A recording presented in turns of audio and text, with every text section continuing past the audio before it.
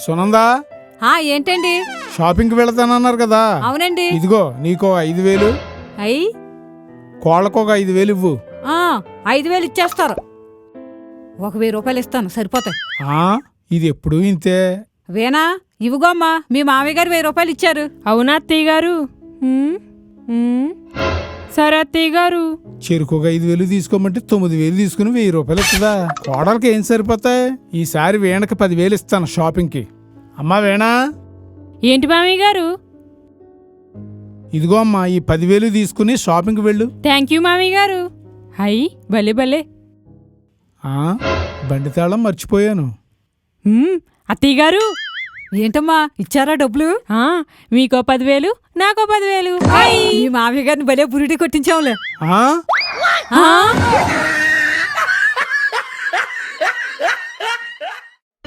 ఇదేంటి, అన్నం ఎలా ఉంది? నీరు కారినట్టుంది, స్మెల్ కూడా వస్తుంది. వేనా, ఏంటండి? అన్నం ఏంటి స్మెల్ వస్తుంది? రాత్రి మిగిలిపోయిన అన్నం పెట్టావా అమ్మా? అవునండి. ఇప్పుడు వండిందుంటే పెట్టువేనా? అది లేదు, ఇదే ఉంది, తినండి. సరేనమ్మా. అయినా పెట్టింది తినాలి కదా.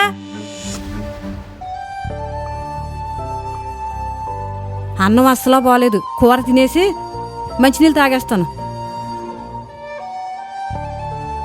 నేనెప్పుడూ ఇలా పాడైపోయిన అన్నం తినలేదు. నేను వండుకునేటప్పుడు వేడివేడి అన్నం తినేదాన్ని. అలాంటిది ఇప్పుడు ఇలాంటి అన్నం తినవలసి వస్తుంది. ఇలాగని నా కొడుక్కి చెప్తే ఇద్దరి మధ్యలో మనస్పర్ధలు. నేనే ఏదోలా అడ్జస్ట్ అవ్వాలి. అందుకు ఈ కూర తినేసి మంచినీళ్ళు తాగేస్తాను. ఇదేంటి, మా అమ్మ ఇప్పుడు ఫోన్ చేస్తుంది? ఈ టైంలో ఇప్పుడు చేయదు కదా. హలో అమ్మా, ఏం చేస్తున్నావు? ఏముందమ్మా, ఇప్పుడే వంట చేసి కూర్చున్నాను. అవునా, నువ్వు వంట చేయడం ఏంటి? వదినేం చేస్తుంది? వదిన ఈ మధ్య అన్ని మిగిలిపోని పెడుతుందమ్మా. ఎంత చెప్పినా వింటలేదు. అవునా? అవునమ్మా, అన్నయ్యకి చెప్పి మళ్ళీ వాళ్ళ మధ్యలో గొడవ పెట్టడం ఎందుకని చెప్పలేదమ్మా. ఇదంతా ఎందుకని ఇంక నేనే వండుకుంటున్నానమ్మా. సరేనమ్మా, ఉంటాను. మరి ఇప్పుడు నేను చేసిందేంటి? ఇంకెప్పుడు ఇలా చేయకూడదు. నన్ను నేను మార్చుకోవాలి. అత్తైనా అమ్మైనా ఒకేలా చూసుకోవాలి.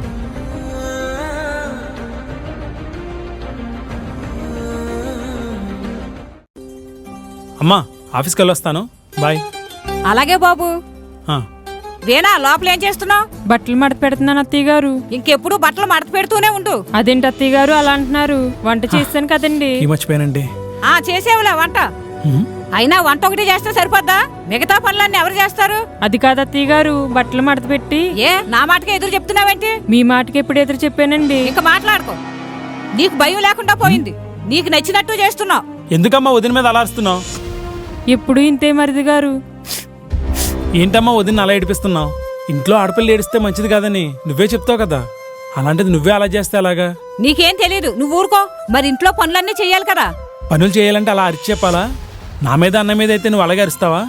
తల్లిదండ్రులు కూతుర్ని ఎంతో ప్రేమగా పెంచుకుని అత్తారింటి మీద నమ్మకంతో మన ఇంటికి అలా పంపిస్తే ఇలా చేయడం కరెక్ట్ కాదు కదమ్మా. నీకు ఇంకా పెళ్ళవలేదు కదా, నీకు ఇటువంటివన్నీ తెలీదు. అవును, నాకేం తెలుసులే. నేను పెళ్లి చేసుకుంటే వచ్చే అమ్మాయిని నీతో తిట్లు తినిపించే కంటే పెళ్లి చేసుకోకపోవడమే మంచిదమ్మా. బాబు, నా ప్రవర్తనతో వీళ్ళని బాధ పెడుతున్నానా? నేను మారాలి. అమ్మా వేనా, ఈసారి పనులన్నీ మన ఇద్దరం కలిసి చేసుకుందామమ్మా. సరే అత్తయ్య గారు.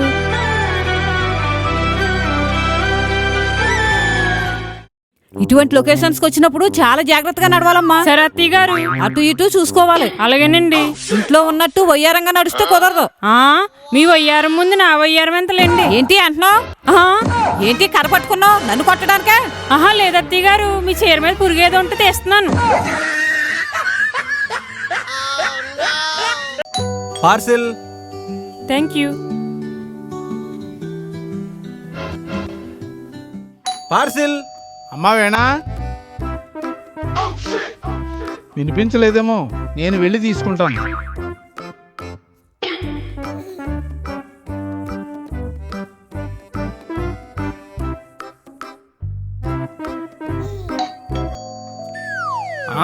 ప్రశాంతంగా పేపర్ చదువుకొని ఇవ్వడం లేదు. ఏంటి బాబు? పార్సిల్ అండి. సరే. ఇన్ని ఆర్డర్సా? అమ్మా వేణా. ఏంటి మామయ్య గారు? ఎన్ని ఆర్డర్లు పెట్టావేంటి? ఇన్ని వచ్చేస్తున్నాయి. నేను ఒకటే పెట్టాను మామయ్య గారు, అది వచ్చేసింది. ఇవి నావి కాదండి. మరి ఇంకెవరి అమ్మా? నావే. ఆ? ఆ ఇదేంటి అత్తయ్య గారు ఈ డ్రెస్ ఎక్కడదండి? నువ్వేనేంటి డ్రెస్ లో ఆర్డర్ పెట్టుకోవడం? నాకు ఆర్డర్ పెట్టుకోవడం వచ్చింది. నేను ఆర్డర్ పెట్టుకుంటాను ఈసారి రోజుకో డ్రెస్. ఆ పులుని చూసి నక్క వాత పెట్టుకోవడం అంటే ఇదేనేమో. నీదేం పోయింది? చిల్లు పడేది నా జేబుకి కదా.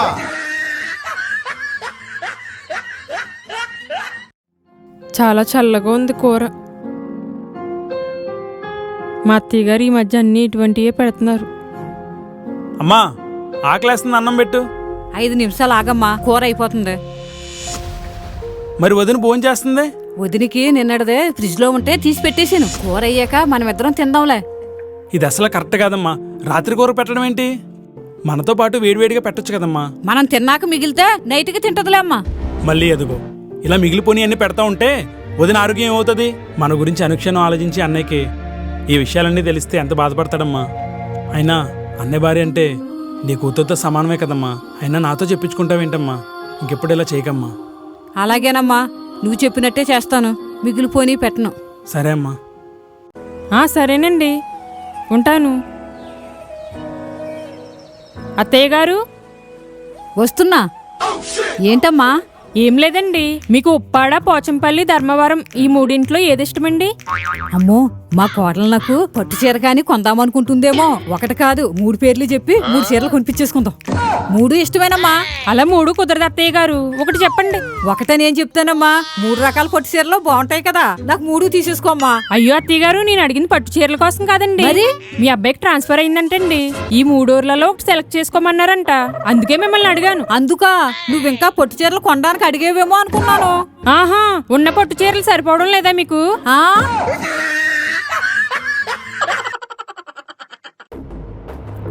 అత్తయ్య గారు రామ్మా.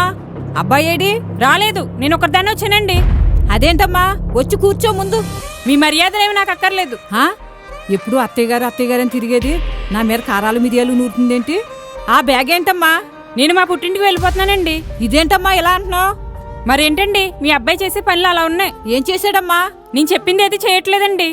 ఆఫీస్ నుంచి ఏమో లేటుగా వస్తున్నారు. పైగా శాలరీ కూడా ఇస్తలేదు నాకు. అయినా కానీ నేను ఓర్చుకున్నాను. మొన్న మాట వస్తే నా మీద చేయలేపారు కొట్టడానికి. ఆ అలా చేస్తున్నాడా? ఇక్కడుంటే నా మాట వినట్లేదనే కదా వేరే చోటుకు వెళ్ళాం ఇద్దరం. అక్కడ కూడా వినట్లేదండి. ఏం చేయమంటారు? అందుకే మా పుట్టింటికి వెళ్ళిపోతున్నాను. పుట్టింటికి వెళ్ళడం అంటే చిన్న విషయం కాదమ్మా. అక్కడ పెళ్లి కావలసిన 2 అన్నయ్యలు ఉన్నారు. నువ్వు వాళ్ళ ఇంటికి వెళ్ళావనుకో, భర్తను వదిలేసి వచ్చి ఇంట్లో ఉంటుందంటే అన్నయ్యలకు పెళ్లిళ్ళు జరుగుతాయా? అమ్మా నాన్నలకు కూడా ఇరుగు పొరుగు వారితో సూటిపోటి మాటలు ఉంటాయమ్మా. నువ్వు అలా వెళ్తే ఇక్కడ మేము హ్యాపీగా ఉండగలమా? అలాగని నా కొడుకు పరిస్థితి ఏంటి? ఇవన్నీ ఒకసారి ఆలోచించుకున్నావా? నువ్వు ఇంతమందిని బాధ పెట్టడం నీకు న్యాయం అనిపిస్తుందా? నేను ఇంత దూరం ఆలోచించలేదేంటి? నువ్వు కొంచెం ఓర్చుకుంటే ఇవన్నీ చక్కబెట్టుకోగలవమ్మా. ఒకసారి నా మాట వినమ్మా. తొందరపాటు నిర్ణయం తీసుకోకమ్మా. మీరు చెప్పింది నిజమే అత్తయ్య గారు, అవన్నీ నేను ఆలోచించలేదు. తొందరపాటు నిర్ణయం తీసుకోబోయాను. మీ అబ్బాయికి ఫోన్ చేసి ఇక్కడికే వచ్చేయమనండి. అందరం హ్యాపీగా కలిసి ఇక్కడే ఉందాం. సరేనమ్మా, చక్కగా అర్థం చేసుకున్నావు. నీలాంటి పిల్లలు తొందరపాటు నిర్ణయం తీసుకోవడం వల్ల చాలా కుటుంబాలు విచ్ఛిన్నం అవుతున్నాయి. అదే ఓర్పుతో ఉండి సమస్యను పరిష్కరించుకుంటే జీవితం హ్యాపీగా ఉంటుంది. తీసుకోండి. టీ తీసుకో. కోడల్ని అలా చూస్తూ ఉండిపోయావేంటే? కోడల్ని చూస్తే జాలేస్తుందండి. ఎందుకు? ఎందుకంటారేంటండి? తెలుసో తెలియకో చాలా పెద్ద తప్పు చేశానండి నేను. అంత పెద్ద తప్పేం చేసేవే? కొడుకుని అమెరికా పంపించాలని మిమ్మల్ని ఫోర్స్ చేసి మరీ కొడుకుని అమెరికా పంపించాను. ఇప్పుడు తెలుస్తుంది ఆ బాధ ఏంటో. నేను అందుకనే పరదేశం వద్దు స్వదేశం ముద్దు అని చెప్పేవాడిని కదా. అవును, మీరు చెప్పినా నేను వినిపించుకోకుండా అమెరికా వెళ్తే కొడుకు బోల్ డబ్బు సంపాదిస్తాడనే కదా కావాలని అమెరికా పంపించాను. మరి ఇప్పుడేమైంది? కొడుకు పెళ్ళయ్యి 1.5 సంవత్సరం అయ్యింది. కోడల్ని తీసుకెళ్లకుండా ఇక్కడే ఉంచేశాడు. వీణాన్ని చూస్తుంటే నాకు మనసంతా ఏదోలా అవుతుంది. మరి ఇప్పుడు ఏం చేద్దాం? ఈసారి వచ్చినప్పుడు వీణాన్ని కూడా తీసుకెళ్ళమనొచ్చు. వాడికి వీసా ప్రాబ్లం ఏదో వచ్చి ఉంటది, అందుకే తీసుకువెళ్ళలేదు. తీసుకువెళ్తాడులే. అయినా వాళ్ళిద్దరూ అండర్స్టాండింగ్ లో ఉన్నారు కదా, నువ్వెందుకు బాధపడ్డం? అదొక్కటే కాదండి, కొడుకు కూడా మన దగ్గర ఉండట్లేదే అన్న బాధ కూడా ఉంది. ఈ మధ్య అస్తమాను వాడే గుర్తొస్తున్నాడండి. నాకున్న డబ్బాస వల్ల పిల్లోడిని విదేశాలకు పంపించి వాళ్ళిద్దరినీ విడదీయడానికి కారణమయ్యానన్న బాధ నన్ను ఎక్కువగా బాధ పెడుతుందండి. నువ్వంత బాధపడకే. మనం ఇక్కడ ఇంత హ్యాపీగా ఉంటున్నామంటే వాడు అక్కడ ఉండడం వల్లే కదా. మనకు ఏ లోటు లేకుండా సరిపడా డబ్బులు పంపిస్తున్నాడు కదా. ఈ మధ్య ఏమైందో గాని 3 నెలల నుంచి డబ్బులు కూడా పంపడం లేదు. ఏమో వాడికి అక్కడ ఏ అవసరం వచ్చిందో. నెక్స్ట్ మంత్ పంపిస్తాడులే. అదీగాక ఈ మధ్య ఫోన్ చేయడం కూడా మానేశాడు. చేస్తాడులే అవే వాడికి కుదిరినప్పుడు. వాడి మీద నాకు చాలా కోపంగా ఉంది. ఈసారి ఫోన్ చేసినా నేను వాడితో మాట్లాడను. మావయ్య గారు మీ అబ్బాయి ఫోన్ చేస్తున్నారండి. నా కొడుకు ఫోను టీ తర్వాత తాగుతాను. సరేనండి. బాబు హాయ్ అమ్మా, ఏం చేస్తున్నావమ్మా? డిన్నర్ అయిపోయింది, ఇక పడుకోవడమే అమ్మా.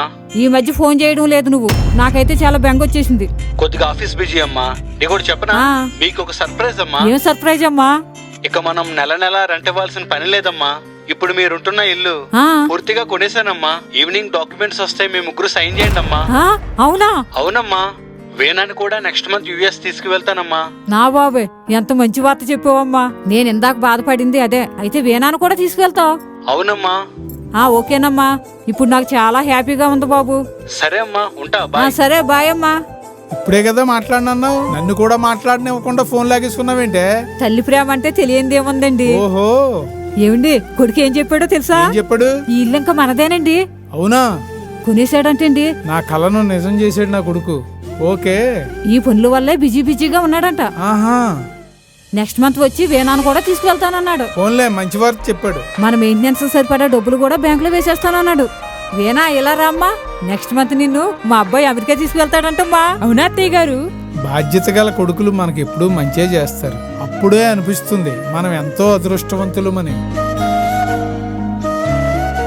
అత్తయ్య గారు, ఆడవాళ్ళు మంచోళ్ళండి, మగవాళ్ళు మంచోళ్ళ? మగవాళ్లే మంచి వాళ్ళమ్మా. అదేంటి అత్తయ్య గారు అలా అంటారు?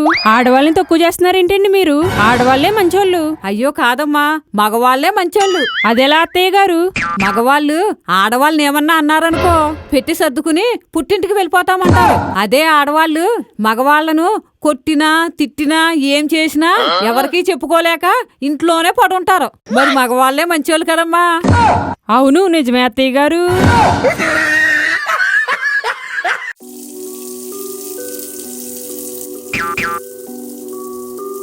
ఇదేంటి వాటర్ సౌండ్ వస్తుంది? వాటర్ కట్టకుండా వెళ్ళిపోయారా? ఏమండి, వంటగదిలో చేతులు కట్టుకుని ట్యాప్ కట్టకుండా ఇక్కడికి వచ్చి కూర్చున్నారా? అయ్యో మర్చిపోయానే, నువ్వు ఆపేసావు కదా, పోనీలే. ఇప్పుడు ట్యాప్ అనుకుంటున్నారా? ఉదయం ఏమో బాత్రూమ్ లో లైట్ ఆరకుండా వచ్చేసారు. తర్వాత ఏమో మధ్యాహ్నం పడుకున్నప్పుడు బెడ్రూమ్ లో ఫ్యాన్ కట్టలేదు. అయినా కోళ్ళు వచ్చిన కాడి నుంచి నువ్వు ఇలాగే తయారయ్యావు. కోళ్ళలో తెలివైంది అంటున్నావు, నన్నేమో తెంగరోడు అంటున్నావు. చెప్పారు గాని ఆవుల దొడ్లో అరుపులు వినబడుతున్నాయి, వెళ్ళి చూడండి. అలాగే. ఏంటండి అరుపు? ఏమీ లేదే, ఆవు వినింది. ఏ ఆవు? ఎర్రావా తెల్లావా? చూసి వస్తాను. తెల్లావే. ఆడదోడా మగదోడా? అది ఉండు, మళ్ళీ చూసి వస్తాను. మగదే. దూడ ఏ రంగులో ఉంది? దూడ ఉండు, మళ్ళీ వస్తాను. దూడ ఎరుపు రంగే. మన పాలేరు ఆవుకి మేతేసేడో లేదో? అయ్యో చూడలేదే, వెళ్తానుండు.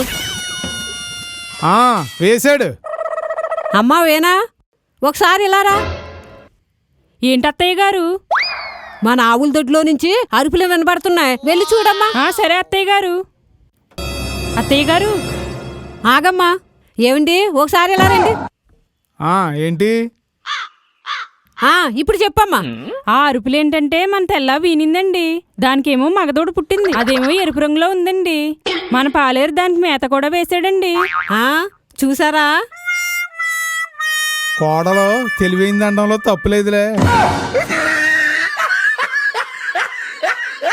అత్తయ్య గారు, ఏంటమ్మా? నాకు ఒక డౌట్. ఏంటి అడుగు. ఎప్పుడూ ఆడవాళ్ళు అన్నట్టు బీపీ వచ్చింది షుగర్ వచ్చింది అంటారేంటండి? మగవాళ్ళని అన్నట్టు బీపీ వచ్చాడు షుగర్ వచ్చాడు అనరేంటండి? భలే అడిగేవమ్మా. మన ఆడవాళ్ళు ఏదైనా పట్టుకుంటే తొందరగా వదలం కదా, అలాగే బీపీ షుగర్ కూడా ఒకసారి వచ్చినాయి అనుకో మనలాగే పట్టుకుని అంత త్వరగా వదలవమ్మా. అందుకే బీపీ వచ్చింది షుగర్ వచ్చింది అంటారమ్మా.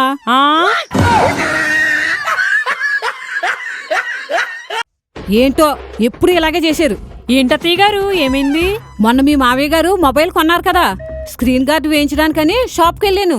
ఆ షాప్ లో ఈ ఫోను 20,000 అంట. మీ మామయ్య గారేమో 25,000 పెట్టుకున్నారు. అంటే 5,000 తేడా కదా. ఉత్తు పుణ్యాన 5,000 పోయినాయి. అయ్యో అత్తయ్య గారు, షాప్ వాళ్ళు అలాగే అంటారండి. వేరే చోట కొన్నామని చెప్పామనుకోండి, మా దగ్గర ఇంకా తక్కువనే చెప్తారండి వాళ్ళు. అయినా మామయ్య గారు చాలా తక్కువ రేటుకే కొన్నారండి, పైగా ఆఫర్ లో కొన్నారు. ఏమోనమ్మా, వాళ్ళైతే నిజమే చెప్పారనిపిస్తుంది నాకైతే. అయినా మీకు ఎప్పుడు మామయ్య గారు అంటే చిన్న చూపే. ఆ చేతిలో ఏంటండి అది? ఇది ఆ షాప్ వాళ్ళ విజిటింగ్ కార్డ్ అమ్మా. ఎందుకైనా పనిచేస్తుందని ఆ టేబుల్ మీద ఉంటే తెచ్చేసాను. అవునండి, అయితే ఒకసారి లేవండి. ఇదిగోమ్మా, మొబైల్ ఇలా ఇవ్వండి.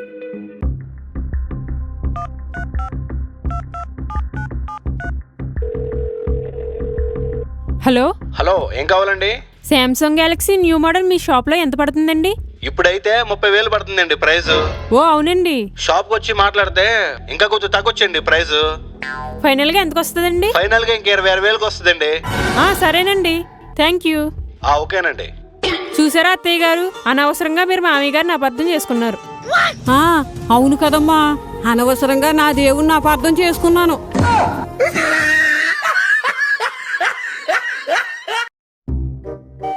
అమ్మో, ఎన్ని గిన్నెలున్నాయో. ఈ రోజు ఏదోటి చేసి పని తప్పించుకోవాలి. ఒక ఐడియా. అమ్మో, అయ్యో ఏమైందమ్మా? ఆ కాలుకి కట్టేంటి? రాత్రి సోపంత అనుకున్నాను, నెప్పేడేసింది అత్తయ్య గారు. అవునమ్మా, అయితే నువ్వు ఇలా కూర్చో, పనులన్నీ నేను చేసేస్తాను. కూర్చో. సరే అత్తయ్య గారు. పనులన్నీ నేను చేసేస్తానులే అమ్మా, నువ్వు కూర్చో. ఏయ్ పనులన్నీ భలే చేసేసుకుంటున్నారు.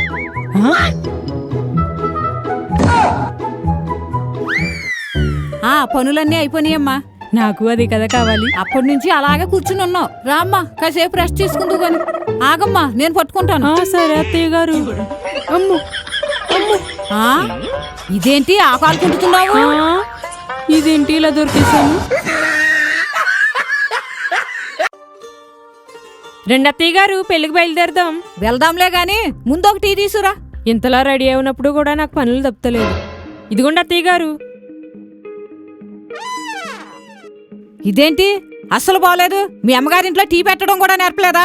ఏంటండి మాట్లాడితే మా అమ్మగారిని అంటారు? ఫోన్ సరిగా పనిచేయలేదనుకో, ఫోన్నే కాదు ఫోన్ తయారు చేసిన వాళ్ళు కూడా తిడతాం. ఇది అంతే. సరిగా వాడడం రాని వాళ్ళ చేతిలో పెడితే ఇలాగే ఉంటది మరి.